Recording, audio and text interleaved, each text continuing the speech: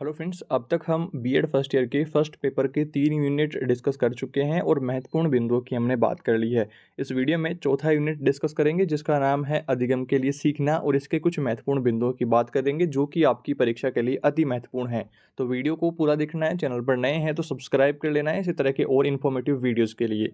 दोस्तों, इस यूनिट का पहला इंपॉर्टेंट बिंदु आपको ध्यान रखना है, अधिगम।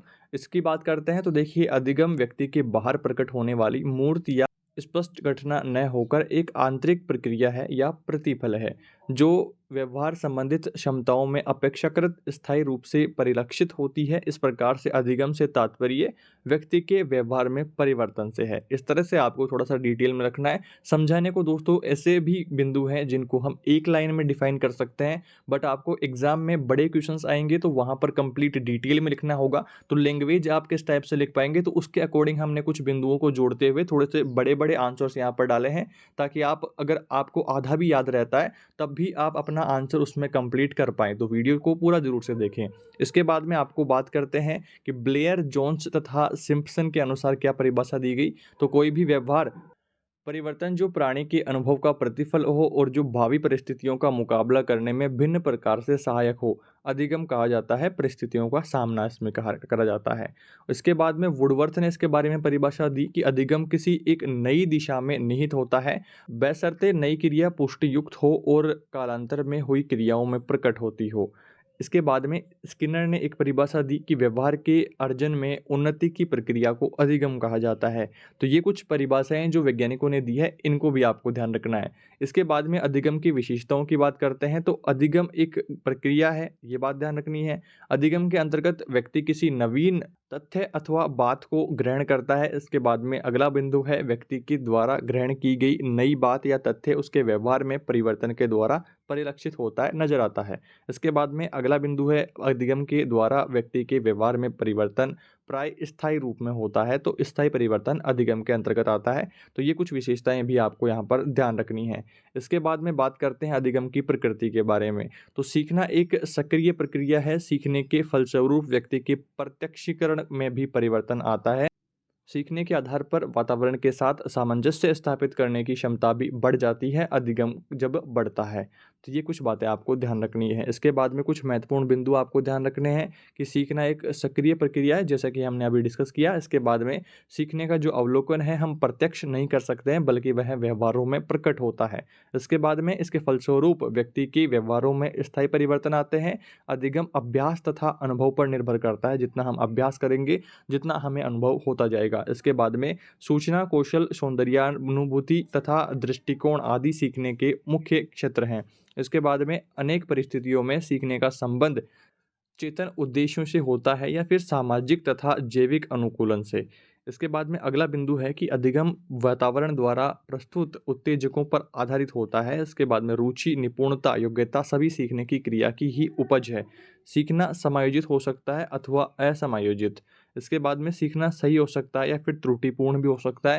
ये सीखने पर डिपेंड करता है कि हम सही सीख रहे हैं या गलत सीख रहे हैं। अधिगम व्यवहार का संगठन है, ये भी ध्यान रखना है आपको। और सीखने की प्रक्रिया में दो मूल तत्व निहित होते हैं, पहला है परिपक्वता और दूसरा है अनुभूति। इन दोनों तत्वों को भी आपको ध्यान रखना है। इसके बाद में अभिप्रेरणा सीखने की प्रक्रिया को गतिशील बनाती है। इस तरह से के कुछ बिंदुओं को आपको यहाँ पर ध्यान रखना है। इसके बाद में आगे बढ़ते हैं। अगला महत्वपूर्ण बिंदु आता है अधिगम का व्यवहारवादी सिद्धांत। इसके अंतर्गत हम बात करें तो व्यवहारवाद आज एक बहुत प्रभावशाली मनोवैज्ञानिक संप्रदाय माना जाता है। इसके प्रमुख जो प्रवर्तक हैं वो है जॉन ब्राउस वाटसन, ये आपको ध्यान रखना है नाम, जिनका जन्म सन 1878 में और अमेरिका में हुआ। ये बातें आपको ध्यान रखनी है। व्यवहार की स्थापना प्रकार्यवाद एवं संरचनावाद की प्रक्रिया स्वरूप हुई। व्यवहारवाद ने मानव तथा पशु मनोविज्ञान के अंतर को समाप्त किया। इसके बाद का क्षेत्र व्यवहार है। इसमें संबोध, प्रयोग तथा दृश्यन पर बल दिया गया। ये कुछ बातें आपको ध्यान रखनी है। इसके बाद में वाटसन ने इसके बारे में क्या कहा, आइए उसके बारे में बात करते हैं। तो मनोविज्ञान प्राकृतिक विज्ञान की शुद्ध, वस्तुनिष्ठ एवं प्रयोगात्मक शाखा है। इसका सैद्धांतिक उद्देश्य व्यवहार का अनुमान लगाना है। अंतर्दर्शन पद्धति जो कि एक मनोवैज्ञानिक पद्धति नहीं है, बिल्कुल त्याज्य है। और इस प्रकार मनोविज्ञान चेतना का विज्ञान न होकर के व्यवहार का विज्ञान है। ये तो ये वाटसन की परिभाषा आपको ध्यान रखनी है। इसके बाद में स्किनर ने क्या कथन दिया इसके बारे में, तो अधिगम प्रगतिशील व्यवहार अनुकूलन की एक प्रक्रिया है। अधिगम जो है प्रगतिशील व्यवहार अनुकूलन की एक प्रक्रिया है। लक्ष्य की प्राप्ति या व्यवहार में अंतिम प्रयोजन ही अधिगम का एक महत्वपूर्ण गत्यात्मक कारक होता है। ये बातें आपको ध्यान रखनी है। इसके बाद में डॉक्टर श्रीमती इंदु दबे के द्वारा क्या कहा गया, तो मानव व्यवहार का वस्तुपरक अध्ययन कर सकने का ध्येय व्यवहारवाद की एक मुख्य प्रेरणा थी। मनोविज्ञान के विशेष स्वरूप को व्यवहारवादियों ने स्पष्ट रूप से व्यवहार का विज्ञान घोषित किया है। ये कुछ बातें आपको यहाँ पर ध्यान रखनी है। इसके बाद में अगला बिंदु आता है व्यवहारवाद के पक्ष या आयामों की बात करते हैं। पहली हम बात करते हैं परिभाषा के तौर पर, तो व्यवहारवाद मनोविज्ञान को चेतना का विज्ञान नहीं मानता। यह मनोविज्ञान का केवल व्यवहार के विज्ञान के रूप में ही अध्ययन करता है। परिभाषा के तौर पर हमने यहाँ पर पक्ष या आयाम देख लिया है। इसके बाद में हम बात करते हैं विषय या विस्तार के तौर पर, तो व्यवहारवाद के अनुसार मनोविज्ञान का उद्देश्य पशुओं और मनुष्यों के व्यवहार का अध्ययन करना है। पशु व्यवहार का अध्ययन करना इसलिए आवश्यक है क्योंकि मानव व्यवहार पशु व्यवहार से जटिल होता है। इसके बाद में हम बात करते हैं अगली विधि की ओर, तो यहाँ पर देख लीजिए कि विधि के तौर पर हम बात करेंगे पक्ष और आयामों की। तो व्यवहारवाद के अनुसार मनोविज्ञान का अध्ययन केवल वस्तुनिष्ठ विधियों से ही करना चाहिए। अंतर्दर्शन को पूरी तरह त्याग देना चाहिए। तो ये तीसरा बिंदु हो गया हमारा। इसके बाद में चौथा बिंदु है प्रत्यक्ष जो पक्ष हम देखेंगे, तो उसके अंतर्गत मनोविज्ञान में उद्दीपक अनुक्रिया शिक्षण एवं आदत प्रत्यय का जो प्रयोग करना चाहिए सही आदि का इनका, और संवेगात्मक संवेग आदि प्रत्ययों को जो जड़मूल से समाप्त करना होगा क्योंकि इनका संबंध व्यवहार से बिल्कुल नहीं है। इसके बाद में पांचवा बिंदु है दर्शन। दर्शन में देखिए व्यवहारवाद में मस्तिष्क के लिए कोई स्थान नहीं है। मनोवैज्ञानिकों ने आत्मा चेतना मन और शरीर के मनोविज्ञान में मस्तिष्क का प्रयोग करके उसे और भी रहस्यपूर्ण बना दिया है जो व्यर्थ का विचार है। मनोविज्ञान में केवल उन्हीं तथ्यों का प्रयोग किया जाना चाहिए जो वस्तुनिष्ठ है। ये कुछ बिंदु दोस्तों आपको इस तरह से यहाँ पर ध्यान रखने हैं। इसके बाद में अगला बिंदु आता है व्यवहारवाद के गुणों के बारे में बात करते हैं। पहला बिंदु है इसमें व्यवहारवाद ने मनोविज्ञान को विज्ञान बनाने में बड़ा योगदान दिया है। मनोविज्ञान की परंपराओं की जो दास्ता है इसको मुक्त करने का जो बड़ा श्रेय है वो व्यवहारवाद को ही जाता है। इसके बाद में दूसरा बिंदु है मनोविज्ञान को चेतना के अमूर्त प्रत्यय के आकाश से व्यवहार के धरातल पर उतारने में व्यवहारवाद ने पहल की है। इसके बाद में तीसरा बिंदु है परंपरागत मनोविज्ञान में मानसिक प्रत्ययों का बड़े अस्पष्ट अर्थों में व्यवहार होता था। व्यवहारवाद ने मनोभावों के स्थान पर मानसिक क्रियाओं का प्रयोग करना आरंभ किया। इस प्रकार से व्यवहारवाद ने बहुत से जटिल मानसिक प्रत्ययों को सरल बनाने का कार्य किया है। इसके बाद में चौथा बिंदु है व्यवहारवाद ने मनोविज्ञान को प्राकृतिक विज्ञान की भांति वस्तुनिष्ठ बनाने पर बल दिया है। और इसके बाद में अगला बिंदु आता है व्यवहारवादियों का विश्वास है कि वस्तुनिष्ठ निरीक्षण के द्वारा व्यवहार का अध्ययन करके बालकों से जो सही विकास में मनोविज्ञान सहायता कर सकता है। तो इस तरह के ये बिंदुओं को आपको ध्यान रखना है। इसके बाद में हम बात करते हैं व्यवहारवाद के दोषों की। तो क्या क्या दोष है आइए उनके बारे में जानते हैं। तो पहला दोष है व्यवहारवाद ने मन और शरीर के द्वैत समाप्त करने की चेष्टा की। इस प्रयत्न से व्यवहारवाद ने चेतना और मन के अस्तित्व को अस्वीकार कर मात्र शरीर के अस्तित्व को स्वीकार किया। पहला बिंदु। दूसरा बिंदु है व्यवहारवादियों का कहना है कि केवल व्यवहारवाद ही वैज्ञानिक मनोविज्ञान है और शेष काल्पनिक मनोविज्ञान, किंतु वह यह भूल जाते हैं कि विज्ञान में जिन पदों का प्रयोग किया जाता है उन्हें तब तक वैध नहीं माना जाता जब तक कि पद्धतों के आधार पर उनकी परीक्षा नहीं ली जाती है। तो परीक्षा के तौर पर ही उनके जो स्पष्टीकरण है, जो प्रतिपुष्टि है, वो सब तैयार की जाती है। इसके बाद में हम आगे बढ़ते हैं और तीसरे बिंदु की बात करते हैं। तीसरा बिंदु है व्यवहारवाद विचार प्रक्रिया की जो वाणी है उसको बतलाता है और कहता है कि चिंतन में व्यक्ति अंदर ही अंदर वाणी का प्रयोग करता है और वस्तुओं के स्थान पर संकेतों का प्रयोग करता है, परंतु विचार और वाणी एक नहीं होते। ये कुछ बिंदु आपको यहाँ पर ध्यान रखना है। इसके बाद में चौथा बिंदु है व्यवहारवाद मूल प्रवृत्तियों को अस्वीकार करता है और वातावरण पर अत्यधिक बल देता है, किंतु वातावरण और व्यवहारवाद में कोई तार्किक संबंध नहीं दिखाई पड़ता। ये भी बिंदु इंपॉर्टेंट है। इसके बाद में पांचवा बिंदु है व्यवहारवाद कहता है कि मनोविज्ञान को भौतिकी के समान वस्तुनिष्ठ बनाना चाहिए, किंतु ऐसा करने में वह भौतिकी के मूल नियम का ही उल्लंघन करता है। और इसके बाद में छठा बिंदु है व्यवहारवाद प्रकट रूप से अंतर्दर्शन की पद्धति को नहीं मानता है। यह अंतर्दर्शन का कड़ा विरोध करता है, परंतु वाटसन ने संवेग और चिंतन को शारीरिक प्रतिक्रिया बताया है और यह निश्चित है कि इनसे संबंधित पदों के निर्माण में आने पर उसने बहुत कुछ अंतर्दर्शन का प्रयोग किया होगा। तो इन बिंदुओं को आपको यहाँ पर ध्यान रखना है। इसके बाद में अगला महत्वपूर्ण बिंदु आता है शास्त्रीय अनुबंधन सिद्धांत एवं क्रिया प्रसूत सिद्धांत।